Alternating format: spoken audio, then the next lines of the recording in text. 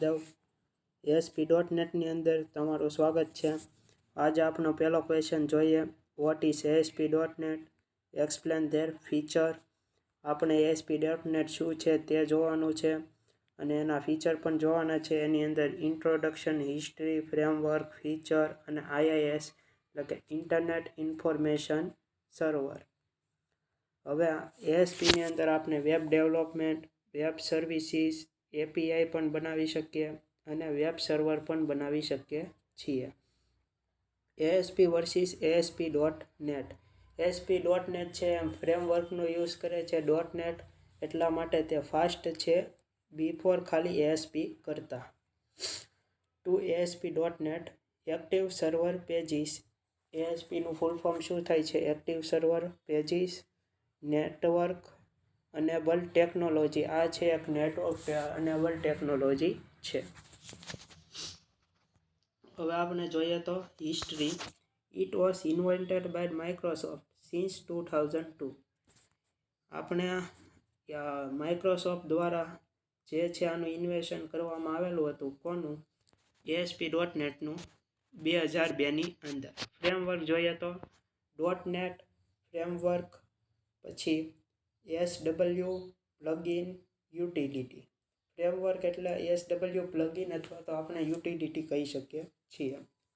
માઇક્રોસોફ્ટે શું એની product launch કરેલી છે? CLR એટલે કે કંટ્રોલ લેંગ્વેજ રનેબલ, પછી web form, DB, ASP.NET, JSharp, C#, CLS જે છે આ કંટ્રોલ લેંગ્વેજ સપોર્ટ સર્વિસ, એનું ફૂલ ફોર્મ આપણે આગળ જોઈએ। AJAX, VB.NET, visual studio, default.ASPX, web form આ નામે આપણું ફાઇલ છે તે સેવ થાય છે અને વેબ ફોર્મ છે તે આનો એક પ્રકાર છે।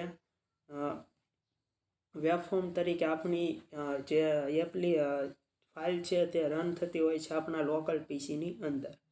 ક્લાયન્ટ અને સર્વર ઇન્ટરનેટ આ આપણે જ્યારે હોસ્ટ રિલેટેડ વાત કરીએ ત્યારે તેનું મિકેનિઝમ ડાયાગ્રામમાં દર્શાવેલો છે। ડેફિનેશન જોઈએ તો ASP is a .NET framework. ASP છે એ એક .NET ફ્રેમવર્ક છે। Is use to develop any website. તેનો ઉપયોગ કોઈ પણ જાતની વેબસાઇટ બનાવવા માટે તેનો ઉપયોગ થાય છે।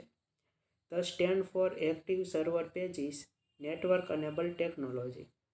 જેનું નામ શું થાય છે? એક્ટિવ સર્વર પેજીસ અથવા તો નેટવર્ક અનેબલ ટેકનોલોજી છે તે તેનું નામ છે।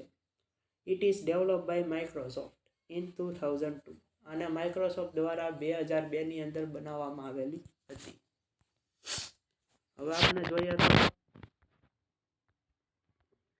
તો before .NET and ASP.NET is built on the CLR Common Language Runtime, which allows the programmers to execute its code using any .NET languages, C#, JSharp, VB.NET। ASP ની અંદર તમે એવું કાંઈ ફરજિયાત નથી કે તમે C# જ વાપરો, તમે JSharp પણ વાપરી શકો છો, VB.NET એનો કોડ પણ લખી શકો છો। JIT just in time compiler code, manage code, unmanage code, native code અને source code. It is specially designed to work with HTTP and for web developers to create dynamic web pages, website, web application and web services. It has provided a good integration of HTML, CSS, JavaScript। આ છે તે શેનું integration છે? HTML, CSS અને JavaScript। આની અંદર તમે developers છે તે ડાયનેમિક વેબસાઇટ ખાલી બનાવી હોય તો સ્ટેટિક વેબસાઇટ એપ્લિકેશન અથવા તો વેબ સર્વિસીસ કોઈ પણ જાતનું બનાવવું હોય તો તે આની અંદર સરળતાથી થઈ શકે છે। આજનો વિડીયો અહીંયા સુધી। મહાદેવ।